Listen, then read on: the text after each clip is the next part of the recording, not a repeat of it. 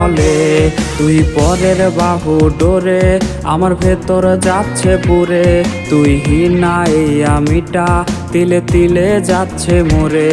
আমার পুরুষে পুরুক বুক তুই কুরারে তোর সুখ, তবু মরার আগেও আমি দেখবো না রে তোর মুখ। আমার মৃত আত্মাটা তোরে ডাকবে একদিন খুব, আমি দেখবো সেদিন তুই ওরে কেমনে রবি চুপ।